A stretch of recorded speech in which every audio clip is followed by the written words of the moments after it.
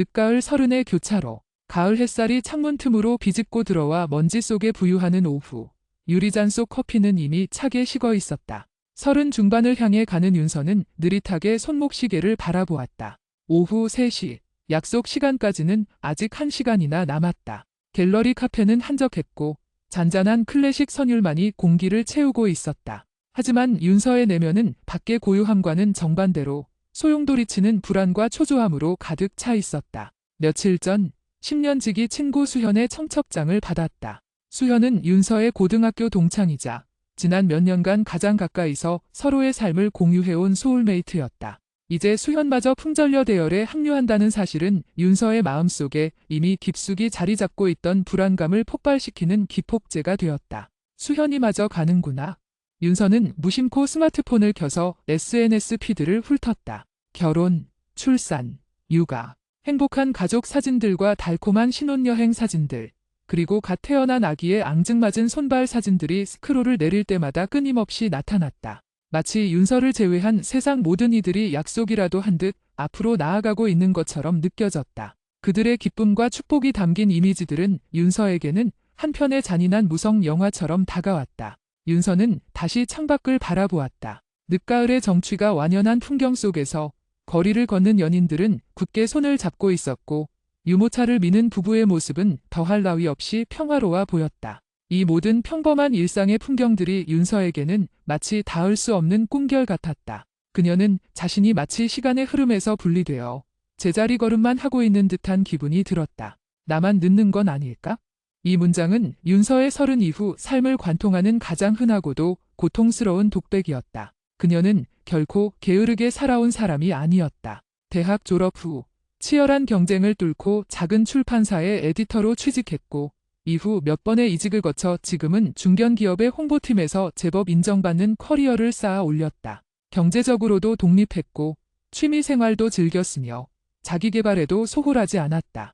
하지만 사회적인 기준, 특히 여성에게 부여되는 정년기라는 잣대 앞에서 그녀의 성취는 늘 빛을 잃었다. 똑똑하고 능력 있는 후배 직원이 최근 결혼 휴가를 떠나는 모습을 보며 윤서는 잠시 복잡한 감정에 휩싸였었다. 축하해주는 마음이 진심이었음에도 불구하고 그 후배의 당당하고 행복한 모습은 윤서의 초라함을 더욱 부각시키는 것만 같았다. 나도 저럴 수 있었을까 하는 후회와 나는 왜 아직도 혼자인가 하는 자괴감이 섞여 그녀의 마음을 짓눌렀다. 선배님, 저희 주말에 선 볼래요?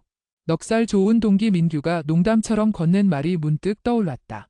윤서는 웃어 넘겼지만 민규의 말 속에는 아직도 결혼 못했으면 이제라도 서둘러야죠라는 뉘앙스가 섞여 있는 것 같아 기분이 씁쓸했다. 주변 사람들은 그녀를 볼 때마다 균서 씨처럼 괜찮은 사람이 왜 아직 혼자야?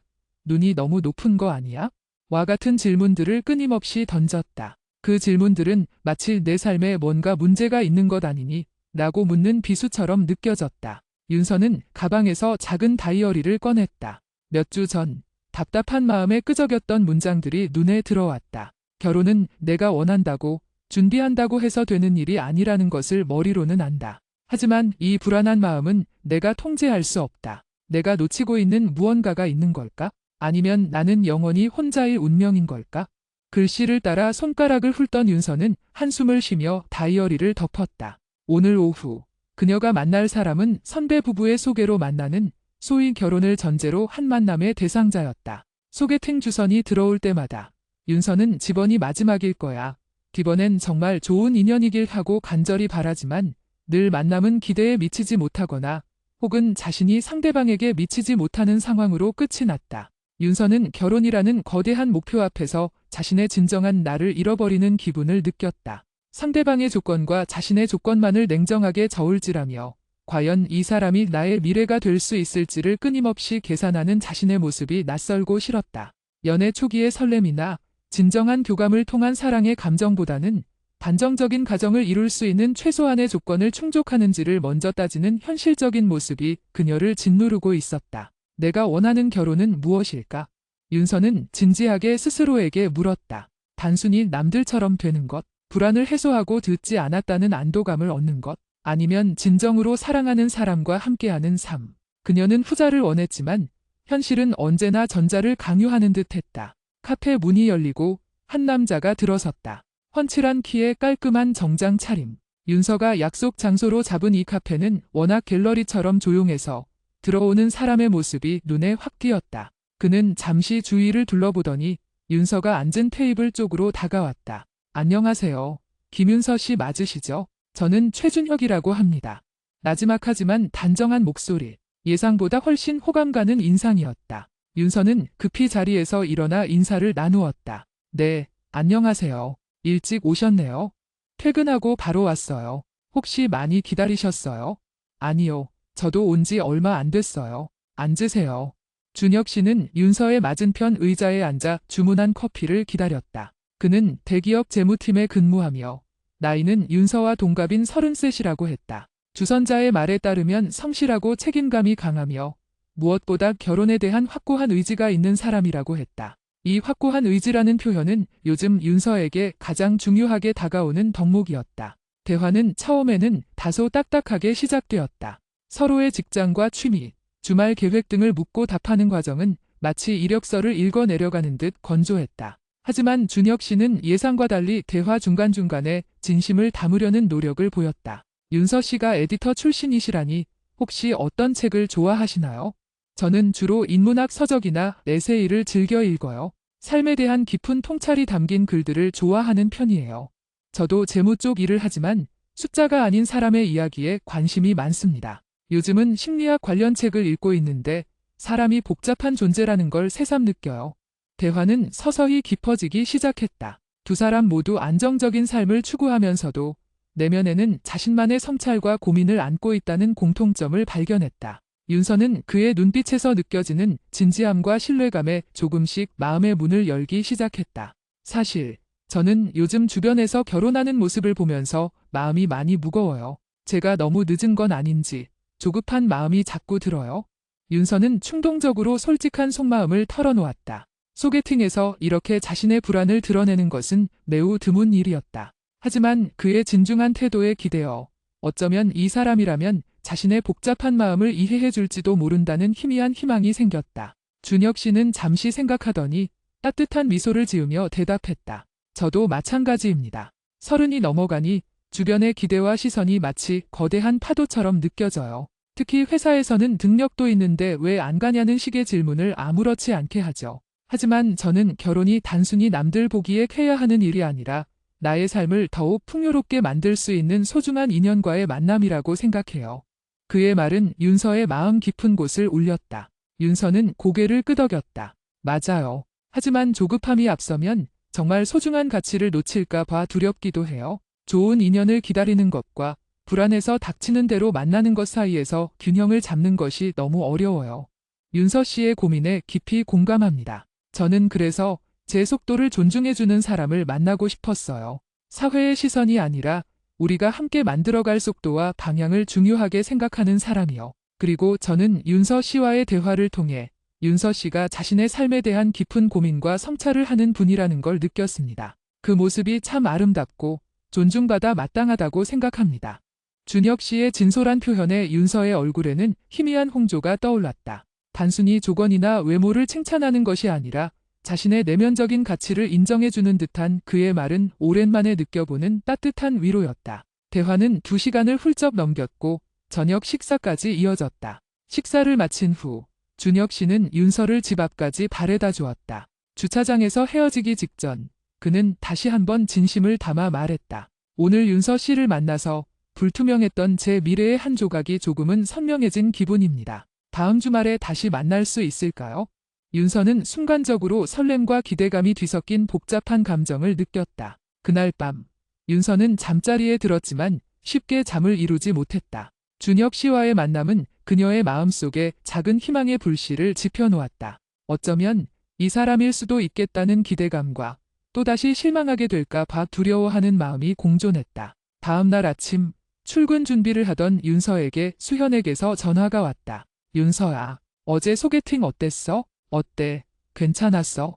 수현의 목소리는 특유의 쾌활함으로 가득 차 있었다. 윤서는 미소 지으며 대답했다. 응, 나쁘지 않았어. 아니, 솔직히 말하면 꽤 괜찮은 사람이었어. 진지하고 대화도 잘 통하고 다음 주에 다시 만나기로 했어? 오, 드디어. 우리 윤서, 이제 빛을 보는구나. 진심으로 축하해.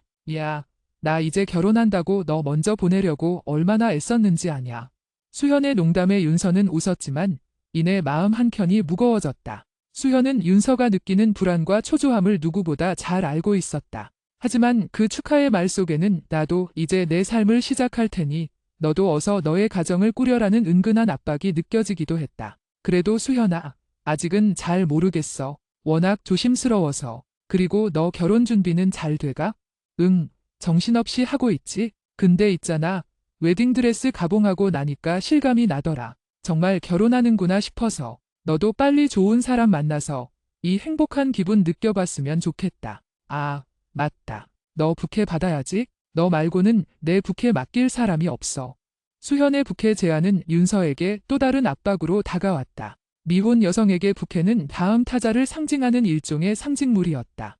윤서는 수현을 진심으로 축하했지만 그 상징을 받는다는 것이 괜히 부담스러웠다. 수현아, 그건 좀 생각해 볼게. 나보다 더 간절한 친구도 많잖아. 야, 무슨 소리야. 너 말고 누가 있어? 너 내 마음 알잖아. 내가 제일 아끼는 너한테 주는 거야. 딴소리 말고 무조건 받아. 알았지? 수현은 이미 결정했다는 듯 일방적으로 통보했고 윤서는 더 이상 거절할 수 없었다. 전화를 끊은 후 윤서는 거울 속 자신의 모습을 바라보았다. 화려하지는 않지만 단정하고 지적인 외모. 33의 나이가 무색할 정도로 여전히 생기 있는 모습이었다. 하지만 그녀의 눈빛에는 깊은 근심과 피로감이 서려 있었다. 나도 빨리 부케의 다음 타자가 되고 싶다. 마음속 깊은 곳에서 간절한 외침이 메아리 쳤다. 그녀는 이제 결혼을 통해 자신이 늦지 않았음을 증명하고 싶었고 안정적인 소속감을 느끼고 싶었다. 더 이상 혼자서 외롭고 고된 인생의 짐을 짊어지고 싶지 않았다. 며칠 뒤 윤서는 회사 워크숍 때문에 늦은 밤에야 집으로 돌아왔다. 현관문을 열자마자 어둠 속에서 느껴지는 싸늘한 공기와 정적은 윤서를 맞이하는 유일한 존재였다. 그녀는 불을 켜고 텅 빈 거실과 식탁을 바라보았다. 누군가 나를 기다려주는 집이 없다는 사실은 그녀의 성공적인 커리어에도 불구하고 채워지지 않는 공허함이었다. 그때 거실 테이블 위에 놓인 어머니의 손편지가 눈에 들어왔다. 어머니는 늘 윤서의 안정을 가장 염려하는 사람이었다. 사랑하는 내 딸 윤서에게 요즘 많이 힘들지? 엄마도 내 마음을 다 안다. 주변에서 듣는 소리들이 얼마나 부담이 될까? 하지만 윤서야, 엄마는 내가 너무 조급해하지 않았으면 좋겠어. 엄마 눈에는 내가 얼마나 예쁘고 훌륭한 아이인지 몰라. 그래도 있잖니. 좋은 인연이 있으면 너무 재지 말고 따뜻한 마음으로 바라봤으면 좋겠다. 여자의 시간은 금방 간단다. 엄마는 내가 평생 의지할 수 있는 좋은 짝을 만나서 엄마처럼 행복하게 사는 모습을 꼭 보고 싶어. 얼마 전에 내 이모가 그러더구나. 늦으면 좋은 자리가 없다고. 엄마는 그런 말 듣고 싶지 않아. 그러니까 다음 주에 만난다는 그 남자, 준혁 씨였지? 그 사람하고 잘 돼서 엄마 마음 좀 편하게 해주렴. 늘 사랑한다.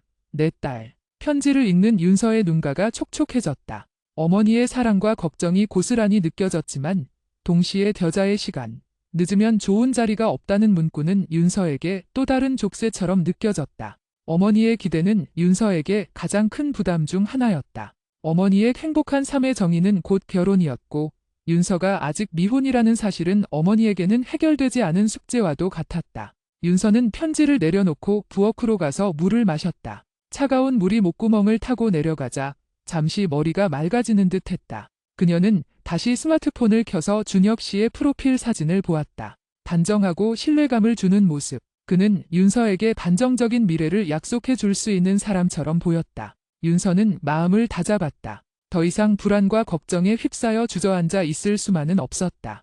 그녀는 결혼이라는 목표를 향해 더욱 적극적으로 움직여야겠다고 결심했다. 다음 주 준혁 씨와의 만남에서는 더욱 솔직하고 진심을 다해 임해야겠다고. 그녀는 다이어리를 다시 펼쳤다. 이번에는 결혼을 위한 나의 계획이라는 제목으로 새로운 페이지를 만들었다. 결혼을 위한 나의 목표. 최준혁 씨와의 만남에 집중하기. 너무 재거나 망설이지 말고 진정으로 감정을 열고 대화에 임한다. 그에게서 안정감과 신뢰를 얻을 수 있도록 노력한다. 부정적인 생각 끊어내기. 나만 늦었다. 나는 안 될 거야 라는 자책과 불안감을 의식적으로 떨쳐낸다. 나는 충분히 가치 있는 사람이다.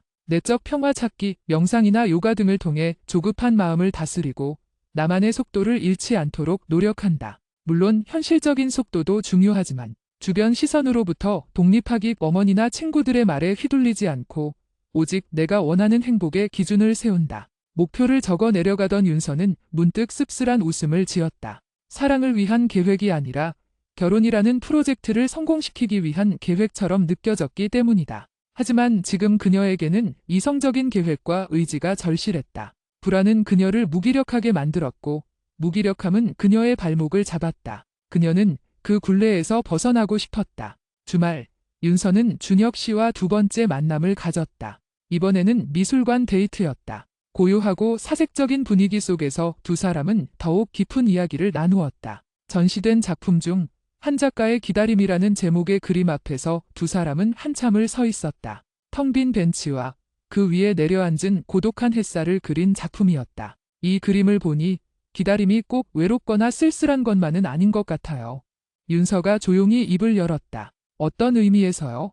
준혁 씨가 윤서를 바라보며 물었다. 제가 요즘 느끼는 기다림은 초조함에 더 가까웠거든요. 마치 시간이 빨리 가야만 하는 것처럼, 정해진 답을 향해 달려가야 하는 것처럼요. 하지만 이 그림 속의 기다림은 마치 곧 올 것을 알고 있는 평화로운 확신처럼 느껴져요. 모든 것이 제자리에 있을 때를 위한 고요한 준비랄까요?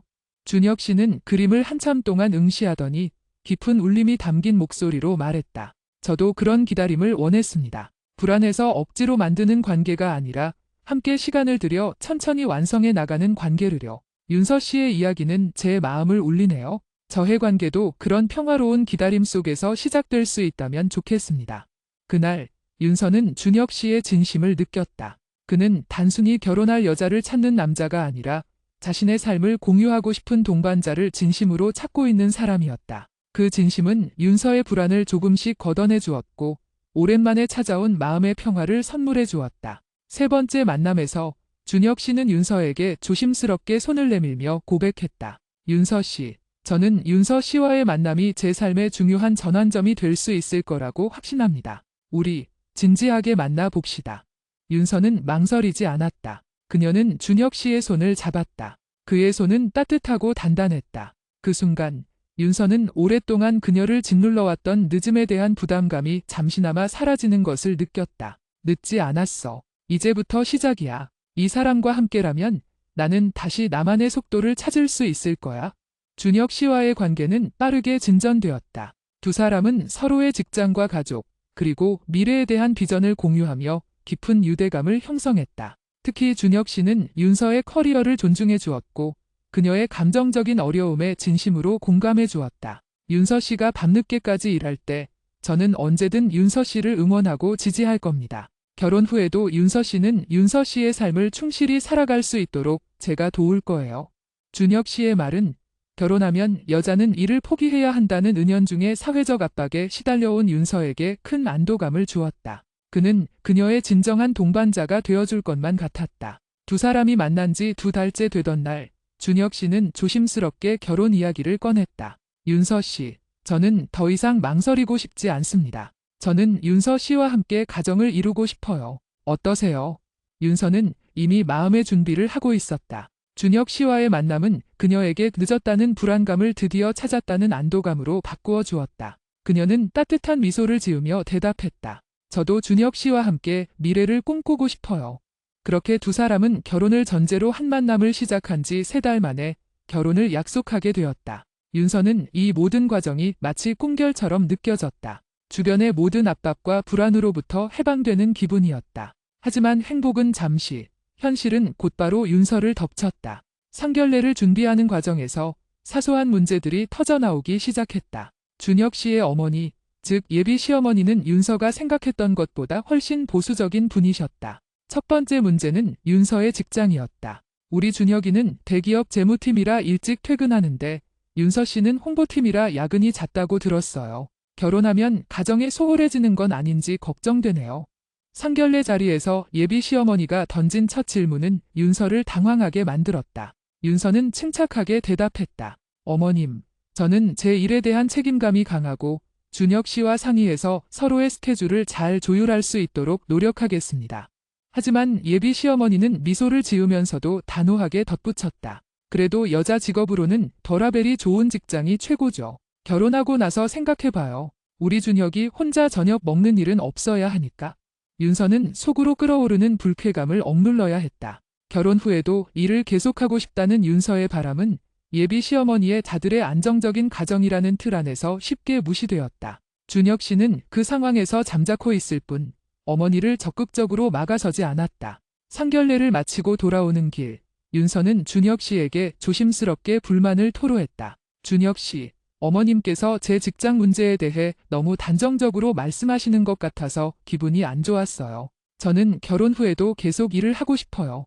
준혁 씨는 윤서의 손을 잡으며 말했다. 윤서 씨, 우리 엄마는 원래 좀 보수적이셔. 그래도 나쁜 뜻은 아니시니 너무 신경 쓰지 마. 나랑 엄마가 잘 설득할게. 하지만 엄마가 워낙 잔소리가 심하시니 당분간은 버머님 뜻대로 하겠다는 식으로 유하게 넘어가 주는 게 어때? 결혼하고 나면 결국 우리 뜻대로 할 수 있잖아.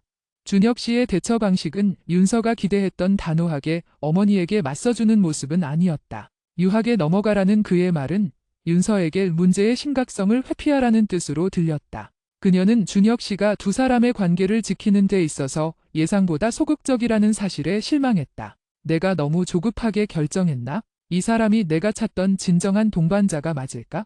다시금 불안이 고개를 들기 시작했다. 그녀는 결혼이라는 거대한 목표 앞에서 자신의 가치와 주체성이 무시당하는 상황에 놓이자 다시 혼란스러워졌다. 과연 이 결혼이 그녀에게 평화를 가져다 줄 것인가? 아니면 또 다른 싸움의 시작이 될 것인가? 윤서는 자신의 오랜 고민, 즉 나만 늦는 것 아닌가라는 불안감 때문에 자신이 원하는 결혼의 본질을 잊고 성급하게 결정한 것은 아닌지 스스로를 되돌아보기 시작했다. 하지만 이미 상견례까지 마친 상황에서 다시 모든 것을 되돌리기엔 너무 늦은 것 같았다. 그녀는 그저 이 불안감을 이겨내고 준혁 씨와 함께 앞으로 나아가야 한다고 스스로를 다독일 뿐이었다. 결혼 준비는 계속되었고 윤서의 마음속 불안은 점점 더 커져만 갔다. 그녀는 잠 못 이루는 밤마다 나의 속도와 세상의 속도 사이에서 끊임없이 길을 잃고 헤매는 자신의 모습을 발견했다. 그녀는 다시 평온을 찾고 싶었고 진정한 안정감을 갈망했다. 그러나 그 갈망은 현실의 쓴맛 앞에서 다시금 희미해지고 있었다. 결혼 준비의 덫. 상견례 이후 결혼 준비는 마치 윤서의 의지와는 상관없이 빠르게 돌아가는 거대한 톱니바퀴처럼 느껴졌다. 예비 시댁의 의견이 강하게 반영되면서 윤서가 꿈꾸었던 소박하고 의미 있는 결혼식의 모습은 점차 사라지고 있었다. 두 번째 문제는 예단 문제였다. 예비 시어머니는 주변 사람들의 이목을 의식하는 분이셨고 윤서의 집안 사정을 고려하지 않은 채 높은 수준의 예단을 요구했다. 윤서의 어머니는 사정이 넉넉지 않았지만 딸의 결혼에 흠을 잡히고 싶지 않아 무리해서라도 시어머니의 요구를 맞추려 애쓰셨다. 윤서야, 내 시어머니 되실 분이 요즘 누가 입을만 하냐고 하시더라. 명품 가방이라도 하나 준비해야 한다고 하시는데 엄마가 대출이라도 받아야 할 것 같아. 어머니의 힘없는 목소리를 들었을 때 윤서는 죄책감과 분노를 동시에 느꼈다. 준혁 씨에게 이 문제를 이야기했지만 그의 반응은 여전히 미지근했다. 윤서 씨, 우리 엄마가 좀 유난이시긴 해도 결혼은 집안과 집안의 결합이잖아. 어머님이 원하는 대로 어느 정도 맞춰드리는 게 좋을 것 같아. 나중에 두고 이 일로 잔소리 듣는 것보다는 낫지 않을까? 내가 나중에 윤서 씨한테 더 잘할게. 준혁 씨의 나중에 잘하겠다는 말은 공허하게 들렸다. 윤서에게는 지금 그녀와 그녀의 가정을 지키려는 준혁 씨의 의지가 필요했다. 그는 자신의 어머니와의 갈등을 피하고 모든 부담을 윤서와 윤서의 가정에 떠넘기는 것처럼 느껴졌다. 준혁 씨, 이건 돈 문제가 아니야. 우리 엄마가 무리해서 대출까지 받으시려고 해. 준혁 씨가 중간에서 조금만 더 단호하게 우리 상황을 설명해주면 안 돼? 단호하게? 윤서 씨, 나도 노력하고 있어. 하지만 우리 엄마 성격을 알잖아. 내가 세게 나가면 결혼 전부터 사이가 틀어질 수도 있어. 결혼은 현실이야. 현실적으로 생각하자. 이 문제만 잘 넘기면 다 괜찮을 거야. 준혁 씨의 말은 현실이라는 단어를 방패 삼아 자신의 무책임함을 정당화하는 것처럼 들렸다. 윤서는 깊은 실망감에 휩싸였다. 그녀가 꿈꾸었던 결혼은 서로의 가정을 배려하고 존중하는 동반자 관계였지만 지금의 현실은 일방적인 희생과 굴복을 요구하고 있었다. 이러한 갈등 속에서 윤서는 밤잠을 설쳤고 회사에서도 집중하기가 힘들었다. 그녀의 마음속에 다시금 늦었다는 불안이 스멀스멀 피어올랐다. 이 결혼을 포기하면 다시 혼자가 되어야 한다는 두려움, 주변의 시선과 어머니의 걱정, 그리고 다시 처음부터 시작해야 한다는 막막함이 그녀의 발목을 잡았다. 결혼이라는 문턱 앞에서 이 정도 희생은 감수해야 하는 걸까? 윤서는 끊임없이 스스로에게 물었다. 불안과 조급함이 그녀의 이성적인 판단을 흐리게 만들었다. 그녀는 안정적인 가정이라는 목표를 눈앞에 두고 이 모든 고통을 참고 견뎌야 한다고 스스로를 세뇌했다. 한편 수현의 결혼식이 코앞으로 다가왔다. 수현은 마지막 싱글 파티를 열었고 윤서와 다른 친구들은 오랜만에 모여 즐거운 시간을 보냈다. 윤서야, 너 요즘 얼굴이 왜 이렇게 안 좋아? 결혼 준비가 힘든가 보네? 고등학교 친구였던 미영이 걱정스러운 표정으로 윤서에게 물었다. 응, 좀 이것저것 복잡해. 상견례부터 예단까지 신경 쓸 일이 한두 가지가 아니더라. 나는 결혼이 이렇게 힘든 일인지 몰랐어. 윤서는 애써 미소 지으며 대답했지만 목소리에는 피곤함이 역력했다. 수현은 와인잔을 들고 윤서에게 다가왔다. 야, 김윤서, 힘내야지. 결혼이 원래 다 그런 거야? 결혼 준비하면서 3번 싸우면 천년해로한다는 말도 있잖아. 그리고 너, 내가 부케 던지면 꼭 받아야 돼. 약속했지? 수현의 격려에 윤서는 고개를 끄덕였다. 응, 걱정 마. 꼭 받을게.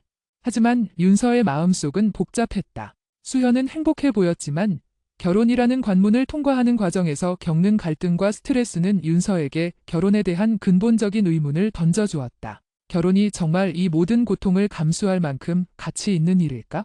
며칠 후 수현의 결혼식이 열렸다. 윤서는 약속대로 수현의 부케를 받기 위해 맨 앞에 섰다. 새하얀 웨딩드레스를 입은 수현은 세상에서 가장 아름다웠고 신랑의 얼굴에는 행복한 미소가 가득했다. 축가와 주례사가 이어지는 동안 윤서는 마음속으로 수현의 행복을 진심으로 빌었다. 드디어 부케를 던지는 순간 수현은 뒤돌아섰고 윤서는 떨리는 마음으로 부케를 받을 준비를 했다. 수현이 던진 부케는 정확히 윤서의 손에 안착했다. 부케를 품에 안은 순간 주변에서는 환호성과 함께 다음은 윤서, 라는 외침이 터져나왔다. 윤서는 부케를 안고 잠시 멍하니 서 있었다. 손에 쥐어진 꽃다발은 향기롭고 아름다웠지만 그 무게는 예상보다 훨씬 무겁게 느껴졌다. 그것은 단순한 꽃다발이 아니라 다음 타자로서의 의무와 사회적 기대를 상징하는 짐이었다. 그날 밤 윤서는 부케를 침대 옆 테이블에 놓아두고 한참을 바라보았다. 그 아름다운 꽃들이 그녀를 짓누르는 압박감과 조급함의 상징처럼 느껴졌다. 그녀는 준혁 씨와의 결혼을 통해 이 굴레에서 벗어나고 싶었지만 오히려 결혼 준비는 그녀의 불안감을 더욱 증폭시키고 있었다.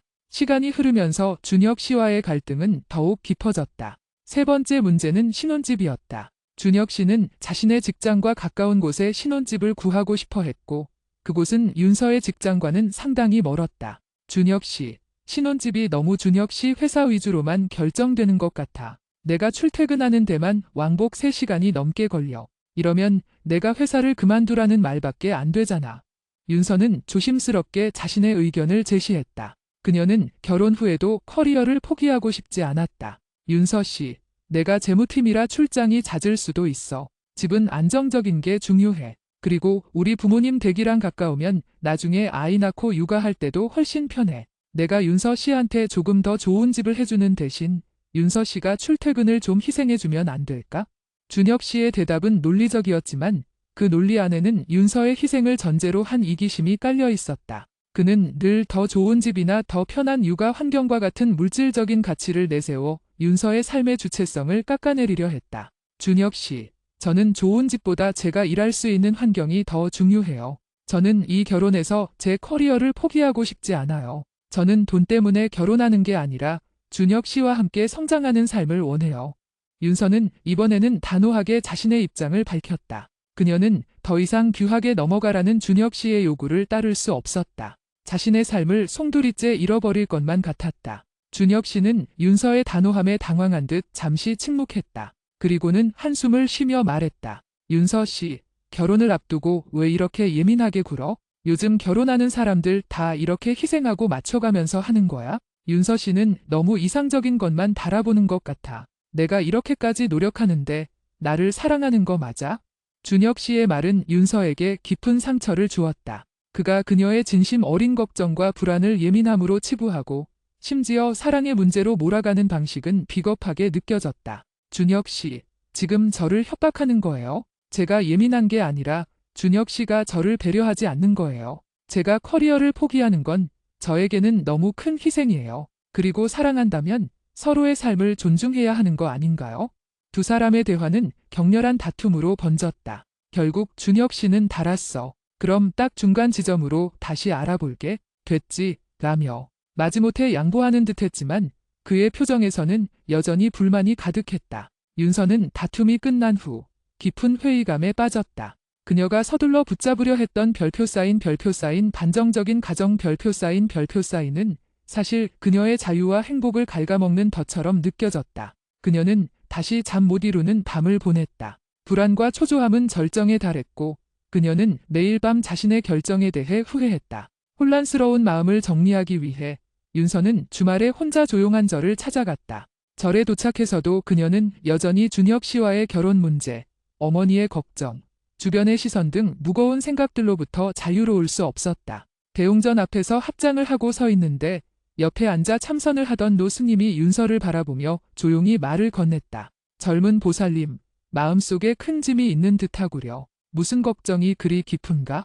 윤서는 스님의 온화한 눈빛에 이끌려 자신의 모든 고민을 털어놓았다. 결혼에 대한 조급함, 예비 시댁과의 갈등, 그리고 준혁 씨의 이기적인 태도까지. 스님은 윤서의 이야기를 끝까지 들은 후 깊은 미소를 지으며 대답했다. 보살님은 지금 세상의 시간을 쫓느라 보살님 자신의 시간을 잃어버렸소. 결혼은 남들의 시선에서 벗어나기 위한 도피처가 될 수 없네. 불안해서 서둘러 잡은 인연은 결국 그 불안을 해소해 주기는커녕 더 큰 고통을 가져올 뿐이오.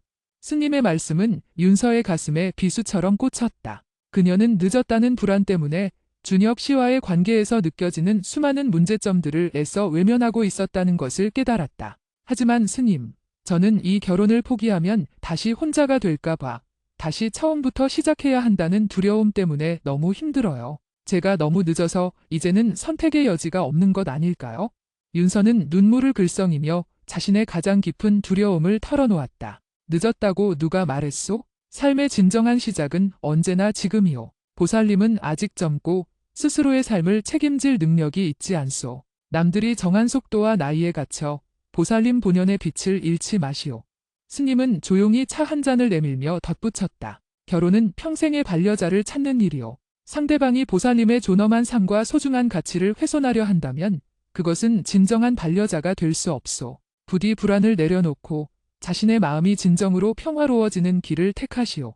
윤서는 스님의 따뜻한 위로와 깊은 성찰이 담긴 말씀에 큰 깨달음을 얻었다. 그녀는 그제야 자신이 얼마나 오랫동안 타인의 시선과 사회적 기대라는 감옥에 갇혀 있었는지를 깨달았다. 그녀의 조급함은 스스로를 파괴하고 있었고 결혼이라는 목표는 그녀를 행복하게 만드는 것이 아니라 더욱 고통스럽게 만들고 있었다. 절에서 돌아온 윤서는 오랜만에 깊은 잠을 잤다. 아침에 눈을 떴을 때 그녀의 마음은 이전과는 비교할 수 없을 만큼 평온해져 있었다. 그녀는 결혼이라는 프로젝트가 아닌 자신의 삶의 행복에 집중해야 한다는 것을 깨달았다. 그날 오후, 윤서는 준혁 씨에게 만나자고 연락했다. 카페에서 마주 앉은 두 사람 사이에는 팽팽한 긴장감이 흘렀다. 준혁 씨, 드릴 말씀이 있어요.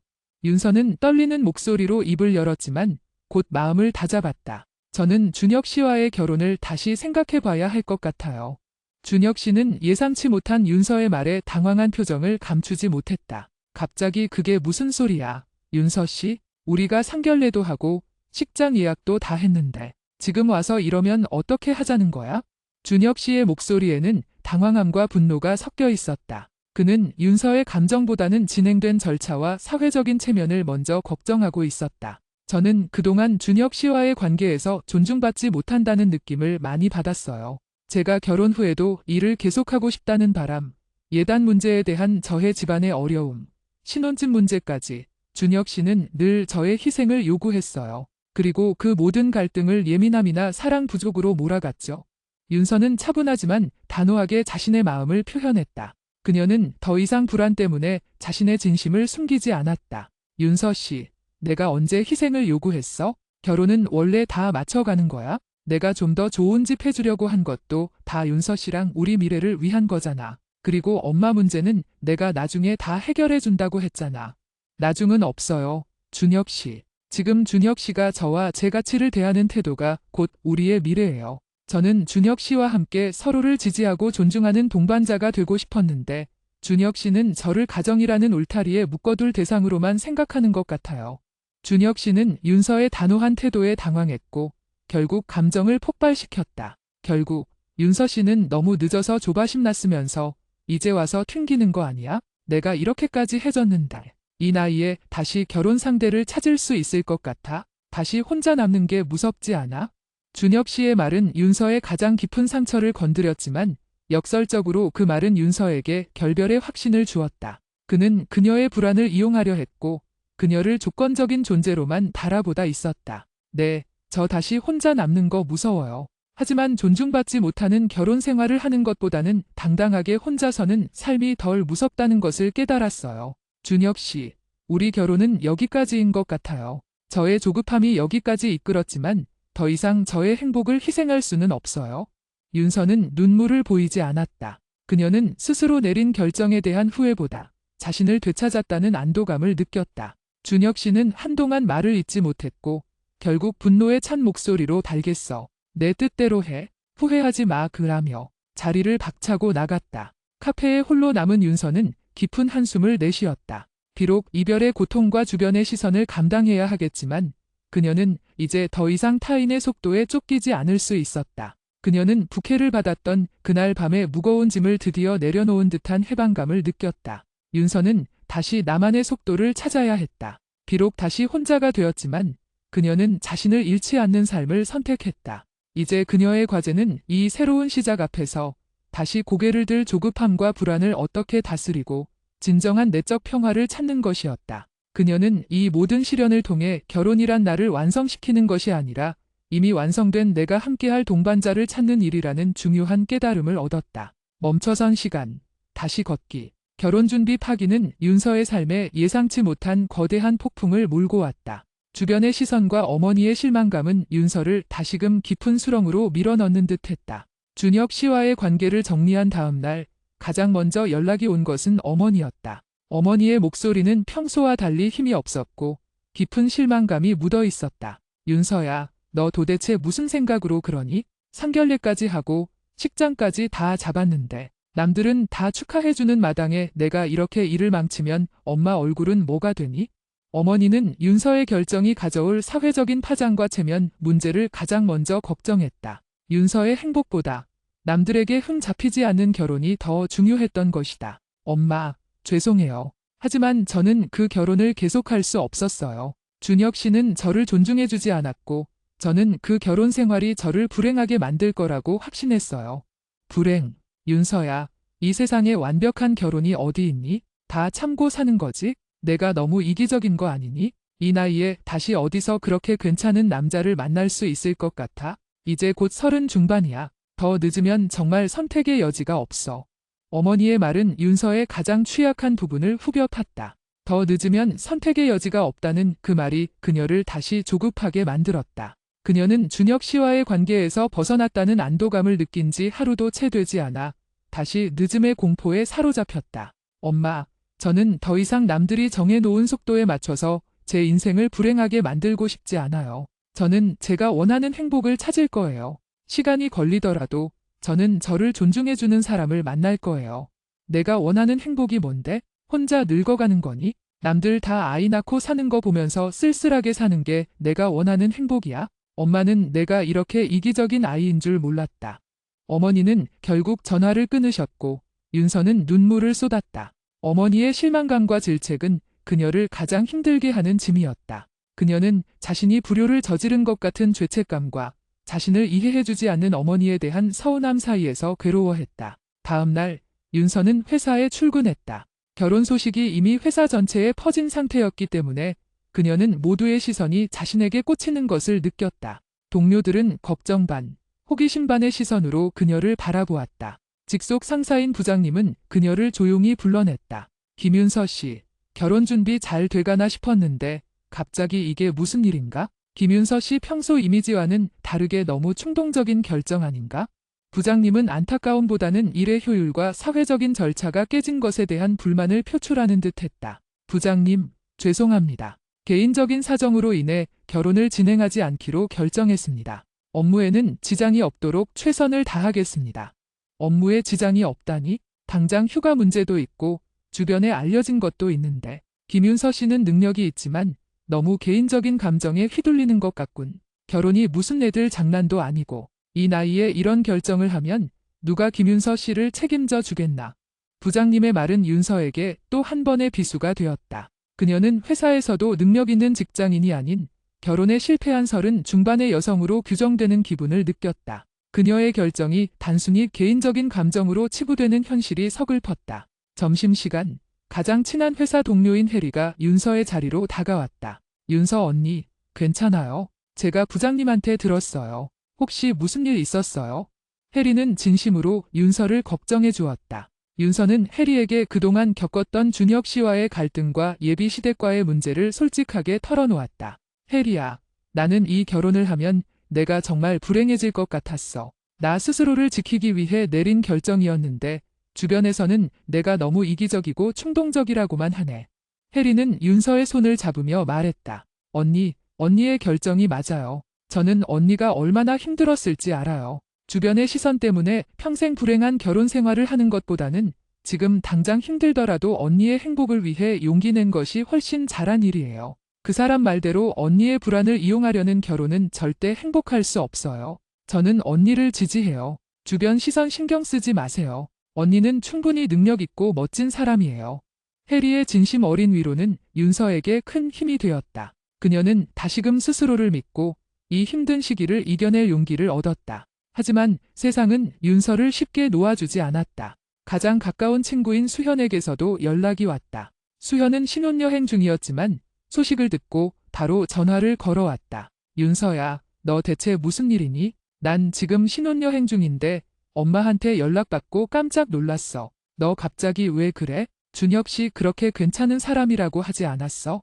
수현의 목소리에는 실망감과 걱정이 뒤섞여 있었다. 수현은 윤서가 결혼을 통해 안정적인 삶을 찾기를 누구보다 바랐던 친구였다. 수현아, 미안해. 내 신혼여행 중에 이런 소식 전하게 해서. 근데 나 더 이상 그 사람과의 결혼을 유지할 수 없었어. 행복하려고 하는 결혼인데 결혼 준비 내내 불행했어. 내 가치관을 너무 무시당했어. 야, 김윤서, 너 진짜 너무 이상적인 거 아니니? 결혼이 다 그래? 참고 맞춰 가야지. 그리고 너 나한테 부케 받았잖아. 부케 받으면 6번지 개월 안에 결혼해야 하는 거 알잖아. 내가 너 때문에 부케 던졌는데 너 이렇게 되면 나 뭐가 돼? 너 진짜 나한테도 너무한다. 수현의 말은 윤서에게 또 한 번의 충격으로 다가왔다. 수현은 윤서의 개인적인 고통과 힘든 결정보다는 부케의 징크스와 자신의 기대가 무너진 것에 대해 불만을 토로하고 있었다. 수현아, 나는 내가 나의 가장 가까운 친구로서 내 결정을 이해해 줄 거라고 믿었어. 부케의 징크스가 중요한 게 아니라 내 평생의 행복이 중요한 거잖아. 너도 결혼해서 알잖아. 결혼이 얼마나 중요한 건지? 중요하지. 그러니까 신중하게 결정해야지. 내가 조급해서 빨리 잡은 인연이라더니 이제 와서 힘들다고 발 빼는 건 무책임한 거야. 너 진짜 철 좀 들어야 해. 너 혼자 괜찮다고 다 괜찮은 게 아니야. 주변 사람들에게 상처 주는 일이야. 수현과의 대화는 윤서에게 깊은 좌절감을 안겨주었다. 그녀가 세상의 시선에서 벗어나려고 용기 내린 결정이 가장 가까운 친구에게조차 이기적이고 무책임한 행동으로 치부되는 현실이 너무나 고통스러웠다. 윤서는 수현과의 통화를 끝낸 후 침대 옆 테이블에 놓여있던 시든 부케를 바라보았다. 아름다웠던 꽃잎들은 이미 생기를 잃고 말라 있었다. 부케를 품에 안았을 때의 그 무거운 다음 타자의 의무감이 다시금 그녀를 짓눌렀다. 그녀는 더 이상 이 불안과 조급함의 굴레에 갇혀 있고 싶지 않았다. 그녀는 이 모든 것을 끝내고 오롯이 혼자인 시간을 통해 자신을 회복해야겠다고 결심했다. 윤서는 부장님께 장기 휴가를 신청했다. 이유를 묻는 부장님에게 그녀는 번아웃이 온 것 같습니다. 재충전의 시간이 필요합니다. 라고 솔직하게 말했다. 결혼 파기로 인한 심리적 고통도 번아웃의 한 형태라고 생각했다. 부장님은 마지못해 그녀의 휴가를 승인해 주었다. 휴가 첫날, 윤서는 가장 먼저 자신의 삶을 되돌아보기로 했다. 그녀는 지난 몇 년간 결혼이라는 목표를 향해 달려가면서 자신이 진정으로 좋아했던 것들을 모두 잃어버렸다는 것을 깨달았다. 독서, 여행, 글쓰기 등 그녀에게 내적 평화를 주었던 취미들은 소개팅과 결혼 준비라는 바쁜 일상 속에서 뒷전으로 밀려났다. 그녀는 가장 먼저 오랫동안 묵혀두었던 여행 계획을 실현하기로 했다. 멀리 갈 필요 없이 혼자서 조용히 사색할 수 있는 곳, 그녀에게 자신의 속도를 되찾아 줄 수 있는 곳이 필요했다. 그녀는 강원도의 한적한 해변가 작은 마을로 떠나기로 결정했다. 강릉의 작은 어촌 마을, 늦가을 바다는 쓸쓸하면서도 장엄했다. 윤서는 해변을 따라 홀로 걸었다. 파도가 밀려왔다가 다시 쓸려나가는 모습을 보면서 그녀는 자신의 삶을 되돌아보았다. 나는 왜 그렇게 조급했을까? 윤서는 자신이 늦지 않았다는 증명을 위해 얼마나 많은 자신의 가치를 희생하려고 했는지를 깨달았다. 그녀는 불안감 때문에 자신의 직관과 진심을 무시했고 결국 자신에게 맞지 않는 인연을 잡으려 애썼다. 바닷가에서 만난 한 할머니와의 대화는 윤서에게 큰 울림을 주었다. 할머니는 평생을 바닷가에서 어부인 남편과 함께 사셨다고 했다. 젊은 아씨, 혼자 왔구먼. 혹시 무슨 고민 있나? 할머니의 따뜻하고 푸근한 말투에 윤서는 다시 한번 자신의 결혼 파기 이야기를 털어놓았다. 할머니, 저는 너무 늦어서 이제 좋은 인연이 없을까 봐 두려워요. 제 나이가 벌써 30 중반이 다 되어가는데? 할머니는 잔잔한 미소를 지으며 윤서의 손을 잡았다. 늦었다고 누가 정했나? 바닷가에 사는 물고기들도 다 자기 때가 있네. 어떤 물고기는 빨리 자라고 어떤 물고기는 천천히 자라지. 빨리 자란다고 해서 더 귀한 물고기는 아니야? 가장 중요한 건 자기 삶을 충실하게 살아내는 것이지. 결혼도 마찬가지요. 사랑하는 마음이 깊으면 그게 언제든 어떤 나이든 다 제때인 거지. 남들 보기에 늦었다고 조급해서 억지로 끌어당기면 결국 그 물고기는 제자리를 찾지 못하고 병들게 돼. 아씨는 스스로를 귀하게 여길 줄 아는 사람이구먼. 귀한 사람은 절대 늦는 법이 없어. 자신만의 단단한 속도로 묵묵히 걸어가면 그 속도에 맞는 좋은 인연이 언젠가는 찾아오게 마련이요. 할머니의 소박하지만 깊은 통찰이 담긴 말씀은 윤서의 마음을 평온하게 만들었다. 그녀는 더 이상 사회적인 기준이나 주변의 시선에 갇혀 자신을 채찍질하지 않기로 결심했다. 강릉에서의 며칠간의 휴가는 윤서에게 큰 전환점이 되었다. 그녀는 다시 혼자가 되는 것에 대한 두려움 대신 자유와 성장에 대한 기대로 마음을 채우기 시작했다. 서울로 돌아온 윤서는 자신의 삶을 재정비했다. 가장 먼저 그녀는 어머니에게 진심을 담아 편지를 썼다. 엄마에게, 엄마, 죄송해요. 그리고 감사해요. 엄마가 저를 얼마나 사랑하시는지 알아요. 하지만 저는 엄마가 원하시는 삶이 아닌 제가 원하는 삶을 살고 싶어요. 저는 더 이상 결혼을 불안을 해소하기 위한 수단으로 생각하지 않을 거예요. 저는 지금의 제 삶을 사랑해요. 제 직업도, 제 친구들도, 그리고 저 스스로도요. 저는 제가 충분히 가치 있는 사람이라는 것을 알아요. 늦었다는 조급함 때문에 저의 가치를 훼손하고 싶지 않아요. 시간이 걸리더라도 저는 저를 존중해주고 함께 성장할 수 있는 진정한 동반자를 만날 거예요. 그때까지 저는 제 삶을 충실하게 살면서 나만의 속도로 걸어갈게요. 엄마도 저를 믿고 응원해주세요. 엄마의 딸 윤서 올림. 편지를 보낸 후 윤서는 수현에게도 연락을 했다. 수현아, 내가 많이 서운하게 한 거 알아. 하지만 나에게는 이 결정이 내 삶을 지키는 유일한 방법이었어. 부캐 문제로 내가 속상한 것도 알지만 나의 평생 행복이 걸린 문제였어. 시간이 지나서 내가 내 마음을 이해해주면 좋겠어. 수현은 길게 답장을 보내지 않았다. 하지만 짧은 문구가 윤서에게 도착했다. 그래, 알았어. 너 힘들었겠지? 미안해. 그래도 나중에 술 한잔 하자. 잘 지내. 수현의 짧은 답장에는 여전히 아쉬움과 복잡한 감정이 담겨 있었지만 윤서는 그나마 수현이 그녀의 결정을 빈정해 주었다는 사실에 안도했다. 그녀는 이제 주변의 관계로부터 오는 압박감을 어느 정도 덜어낼 수 있었다. 윤서는 다시 회사로 돌아왔다. 그녀는 휴가 동안 쌓은 재충전의 에너지로 더욱 열정적으로 일에 몰두했다. 그녀는 자신이 일하는 과정에서 얻는 성취감이 결혼을 해야 한다는 사회적 압박감보다 훨씬 크다는 것을 깨달았다. 그녀는 커리어를 통해 자신을 증명했고 그 과정에서 자신감을 회복했다. 더 이상 좋은 사람을 만나기 위한 의무적인 소개팅이나 결혼 정보 회사의 조건표에 얽매이지 않았다. 그녀는 독서 모임에 다시 나가기 시작했고 주말에는 평소 배우고 싶었던 외국어 강좌를 들었다. 그녀의 삶은 결혼이라는 목적지를 잃었지만 대신 나 자신이라는 가장 중요한 중심을 되찾았다. 그녀의 얼굴에는 이전의 조급함과 불안 대신 자신감과 평화가 깃들기 시작했다. 그녀는 이제 매일 밤 깊은 잠을 잤고 아침에는 활기차게 하루를 시작했다. 어머니는 윤서의 편지를 읽은 후 처음에는 화를 내셨지만 윤서가 다시 활기찬 모습으로 돌아온 것을 보고 점차 마음을 바꾸셨다. 그래, 내가 행복하면 됐다. 엄마도 이제 내 걱정 그만할게. 대신 이제는 건강 잘 챙기고 좋은 인연도 천천히 찾아보렴.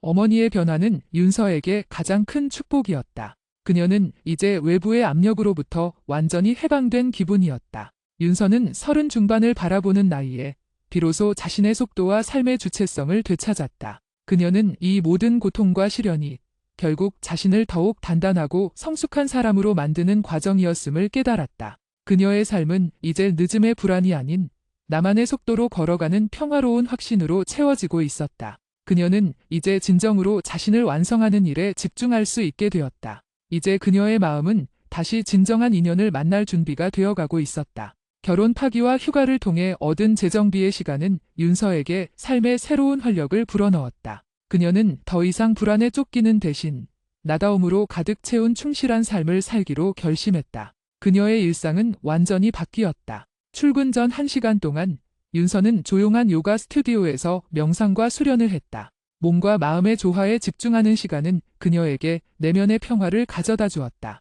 요가를 마치고 회사에 도착했을 때 그녀의 얼굴에는 은은한 미소와 활기가 넘쳤다. 동료들은 그녀에게서 이전에 보이지 않던 단단한 안정감을 느꼈다. 직장 생활에서도 그녀는 더욱 주도적이고 자신감 있는 모습을 보였다. 결혼 준비로 인해 잠시 소홀했던 프로젝트에 다시 몰두했고 그녀의 뛰어난 기획력과 추진력은 팀 내에서 빛을 발했다. 그녀는 단순히 결혼 정년기를 놓친 여성이 아닌 별표 쌓인 능력 있고 유능한 커리어 우먼 별표 쌓인으로 다시 인정받기 시작했다. 주말에는 그녀의 오랜 취미였던 도시 기록을 다시 시작했다. 서울의 오래된 골목과 잊혀가는 장소들을 찾아다니며 사진을 찍고 그곳에 얽힌 이야기를 글로 남겼다. 이 작업은 그녀에게 자신의 시선으로 세상을 바라보는 기쁨과 창조적인 성취감을 안겨주었다. 그녀의 글은 진솔함과 깊은 통찰력을 담고 있어 그녀의 개인 블로그를 찾는 독자들의 수가 점차 늘어났다.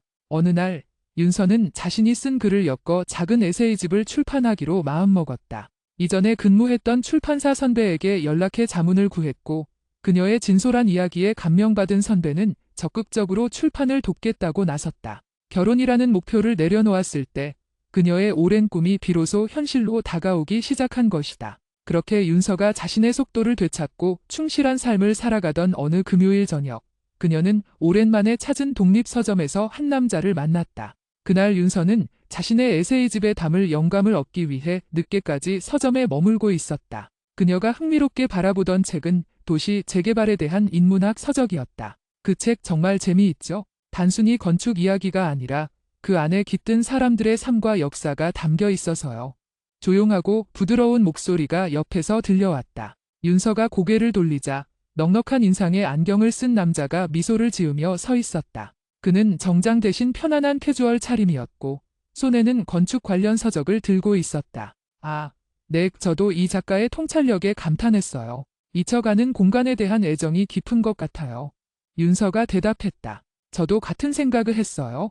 저는 건축가인데 그래서인지 이런 공간의 이야기에 더 끌립니다. 새로운 것을 짓는 것도 중요하지만 오래된 것들이 가진 가치를 발견하고 지켜주는 것도 중요하거든요. 건축가시군요. 저는 도시의 오래된 장소들을 기록하는 글을 쓰고 있어요. 저의 관심사가 비슷한 것 같네요. 남자는 눈을 크게 뜨며 반가움을 표했다. 정말요. 저는 강민호라고 합니다. 윤서 씨의 글, 혹시 어디서 볼 수 있을까요? 윤서는 처음 만난 그의 진솔함에 경계심 없이 자신의 블로그 주소를 알려주었다. 민호 씨는 그 자리에서 블로그에 접속해 윤서의 글을 몇 편 읽어보았다. 윤서 씨의 시선이 참 따뜻하고 깊네요. 단순히 기록이 아니라 그 공간에 대한 애정과 성찰이 느껴집니다. 특히 종로의 오래된 이발소에 대한 글은 마치 한 편의 영화 같았습니다. 민호 씨의 칭찬은 형식적인 인사치레가 아니었다. 그는 진심으로 윤서의 내면의 가치와 재능을 알아보고 감탄하는 듯 했다. 윤서는 오랜만에 조건이나 외모가 아닌 자신의 진정한 모습으로 인정받는 기분을 느꼈다. 두 사람은 서점에서 2시간 동안 건축과 도시, 삶의 가치에 대한 깊은 대화를 나누었다. 민호 씨는 윤서와 동갑인 33이었고 작은 건축 사무소를 운영하는 소신 있는 건축가였다. 그는 자신의 일에 대한 열정이 넘쳤고 물질적인 성공보다는 가치 있는 삶에 대한 확고한 철학을 가지고 있었다. 헤어질 무렵 민호 씨가 조심스럽게 물었다. 윤서 씨, 저해 다음 주에 혹시 같이 이발소 글에 나왔던 종로의 그 거리를 걸어보지 않을래요? 윤서 씨가 발견한 가치를 저도 함께 느껴보고 싶습니다.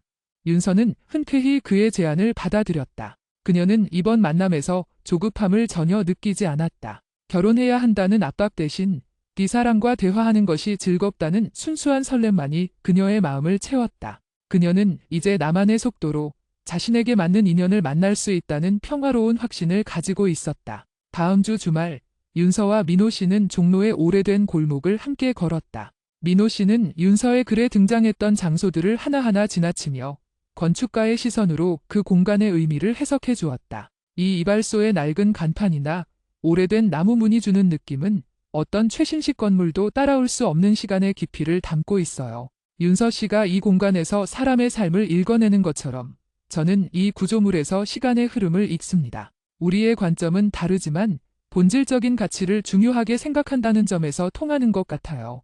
윤서는 민호 씨의 섬세함과 통찰력에 다시 한번 감동했다. 그는 윤서의 내면의 가치를 이해하고 존중해주는 사람이었다. 대화는 자연스럽게 과거의 연애 경험으로 이어졌다. 윤서는 준혁 씨와의 만남과 결혼 파기 이야기를 솔직하게 털어놓았다. 저는 늦었다는 불안감 때문에 그 사람과의 관계에서 느껴지는 수많은 문제점을 외면했어요. 결혼이라는 목표 앞에서 저의 주체성과 행복을 희생하려고 했죠. 결국 그 결혼은 저의 불안을 해소해 주기는커녕 저를 더욱 불행하게 만들었어요.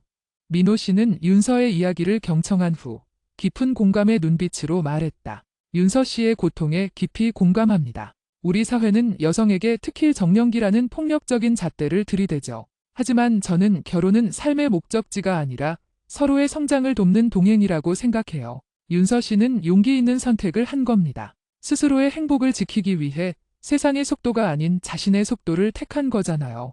윤서 씨의 글을 읽고 윤서 씨의 이야기를 들으면서 저는 윤서 씨가 자신의 삶에 대한 깊은 성찰과 애정을 가진 사람이라는 걸 느꼈습니다. 저는 윤서 씨의 그 별표 사인 다다음 별표 사인이 정말 멋지고 존중받아 마땅하다고 생각합니다. 민호 씨는 윤서의 결혼 파기라는 과거나 30 중반이라는 나이를 전혀 문제 삼지 않았다. 오히려 그녀의 용기 있는 선택과 성찰을 칭찬하고 인정해 주었다. 윤서는 민호 씨에게서 이전에 준혁 씨에게서 전혀 느껴보지 못했던 진정한 존중과 지지를 느낄 수 있었다. 그날 이후 두 사람은 자연스럽게 연인 관계로 발전했다. 그들의 연애는 이전과는 확연히 달랐다. 결혼이라는 거대한 목표 앞에서 조급하게 서로를 평가하거나 재는 과정이 없었다. 그들은 서로의 일과 꿈을 진심으로 응원했고 함께 성장하는 관계를 만들어 나갔다. 민호 씨는 윤서의 출판 작업을 적극적으로 도왔다. 그녀의 글에 대한 건축적인 해석이나 새로운 영감을 줄 수 있는 장소들을 추천해 주었다. 윤서 역시 민호 씨의 건축 프로젝트에 대한 아이디어를 공유하며 그의 예술적인 영감을 높여주었다. 그들의 관계는 서로의 전문성과 가치를 인정하고 존중하는 건강하고 성숙한 관계였다. 윤서의 에세이집 출간을 앞두고 그녀는 출판 기념 북토크를 열기로 했다. 민호 씨는 북토크 장소 선정부터 포스터 디자인까지 모든 것을 도왔다. 북토크 당일, 윤서는 연단에 서서 자신의 글을 읽어 내려갔다. 그녀의 글은 도시에 잊혀가는 가치에 대한 이야기였지만 그 안에는 별표 사인 자신을 잃지 않는 삶의 가치 별표 사인에 대한 깊은 성찰이 담겨 있었다. 우리는 모두 정년기라는 재개발 계획 속에서 스스로의 오래된 가치를 부수고 세상이 원하는 새로운 건물이 되기를 강요받습니다. 저 역시 늦지 않았다는 증명을 위해 저의 소중한 것들을 희생하려고 했습니다. 하지만 저는 깨달았습니다. 가장 귀한 가치는 내 안에 있다는 것을요. 나의 속도와 나의 방식으로 사는 삶이 이 세상에서 가장 아름다운 건축물입니다. 청중들은 그녀의 진솔한 이야기에 깊이 공감하며 박수를 보냈다. 북토크가 끝난 후 민호 씨가 꽃다발을 들고 윤서에게 다가왔다. 윤서 씨, 정말 멋있었어요. 윤서 씨는 이제 더 이상 불안에 갇힌 사람이 아니에요. 자신의 삶을 빛나게 가꾸는 건축가입니다. 민호 씨의 진심 어린 축하에 윤서는 환하게 웃었다. 그때 청중석에 앉아있던 한 여성이 윤서에게 다가왔다. 그녀는 윤서의 고등학교 친구인 미영이었다. 미영은 윤서의 결혼 파기 이후 연락이 뜸했던 친구 중 한 명이었다. 윤서야, 내 글 정말 잘 읽었어. 너 정말 대단하다. 그때 내가 결혼 파기했을 때 솔직히 나는 내가 너무 힘들까 봐 걱정만 했지. 내 용기를 제대로 이해하지 못했어. 내가 이렇게 멋지게 내 삶을 살고 있는 모습을 보니 정말 자랑스럽다. 미영의 진심 어린 축하와 사과에 윤서는 눈물이 핑 돌았다. 그녀는 이제 주변의 시선과 압박으로부터 완전히 벗어나 자신의 성취를 통해 진정한 인정을 받고 있었다. 시간은 흘러 윤서와 민호 씨가 만난 지 1년이 되었다. 두 사람의 관계는 더욱 단단해졌고 이제는 결혼을 자연스럽게 생각하고 있었다. 하지만 이전과는 달랐다. 그들의 결혼 이야기는 불안의 해소나 사회적 의무가 아닌 서로의 행복과 성장을 위한 약속이었다. 어느 날 민호 씨는 윤서의 블로그에 올렸던 기다림이라는 제목의 글을 다시 읽고 그녀에게 진지하게 청혼했다. 윤서 씨, 저는 윤서 씨가 예전에 쓴 기다림이라는 글을 좋아합니다. 고요한 확신 속에서 마침내 올 것을 알고 기다리는 평화로운 기다림. 저는 윤서 씨를 만난 1년 동안 그 기다림이 무엇인지를 알게 되었습니다. 저는 이제 더 이상 기다리고 싶지 않습니다. 윤서 씨의 옆에서 윤서 씨의 속도에 맞춰 함께 걷는 동반자가 되고 싶습니다. 저와 결혼해 주시겠어요? 민호 씨는 반지 대신 그녀가 가장 아끼는 강릉 바닷가 사진에 둘이 함께 만들어갈 가장 아름다운 건축물이라는 글귀를 새긴 작은 액자를 건넸다. 윤서는 눈물을 흘리며 민호 씨의 청혼을 받아들였다. 민호 씨, 고마워요. 저는 결혼이 저를 불행하게 만들 거라고 생각했어요. 하지만 민호 씨와 함께라면 저는 더욱 완전하고 행복한 나가 될 수 있을 것 같아요. 우리 영원히 서로의 속도를 존중해주며 함께 걸어요. 그들의 결혼식은 소박하고 의미 있었다. 화려한 예단이나 형식적인 절차 대신 두 사람이 함께 기록하고 사랑했던 도시의 이야기를 담은 결혼식이었다. 하객들은 윤서와 민호 씨의 진심 어린 행복을 보며 축복을 보냈다. 결혼식이 끝난 후 윤서는 신혼여행을 떠나기 전 어머니에게 전화를 걸었다. 엄마, 저 결혼했어요. 이제 걱정 안 하셔도 돼요. 우리 딸, 정말 행복해 보인다. 엄마도 이제야 마음이 놓인다. 내가 그렇게 너답게 웃는 모습을 보니 엄마는 내가 그때 내린 용기 있는 결정이 정말 옳았다는 것을 알겠어. 미안하다. 엄마가 너무 조급하게 굴었지? 어머니는 진심으로 딸의 행복을 축복해 주었다. 윤서는 이제 모든 외부의 압력으로부터 완전히 해방된 기분이었다. 윤서의 삶은 더 이상 늦음의 불안이나 결혼해야 한다는 의무감으로 채워지지 않았다. 그녀는 30 중반의 나이에 자신이 가장 빛나는 순간에 자신의 모든 가치를 존중해주는 진정한 동반자를 만났다. 그녀는 이 모든 과정을 통해 진정한 안정감은 외부의 조건이 아닌 자신을 믿는 내면의 평화에서 온다는 것을 깨달았다. 그녀의 새로운 삶은 이제 윤서는 민호와 함께한 삶에서 진정한 행복을 찾았다. 결혼 후에도 서로의 꿈과 목표를 존중하며 함께 성장하는 부부가 되었다. 매일 아침 해변에서 걷고 서로의 이야기를 나누는 시간을 통해 그들은 더욱 깊은 유대감을 느꼈다. 우리의 속도대로 함께 걸어가자. 민호가 말했다. 응, 서로를 존중하며 함께하는 삶이 가장 소중해. 윤서가 대답했다. 이제 그녀는 결혼이라는 목표를 넘어 진정한 동반자를 만나 자신의 삶을 더욱 풍요롭게 만들어가는 여정을 시작했다. 늦음이 아닌 지금 이 순간의 소중함을 깨닫고 인서는 마침내 자신만의 행복을 완성해 나가게 되었다.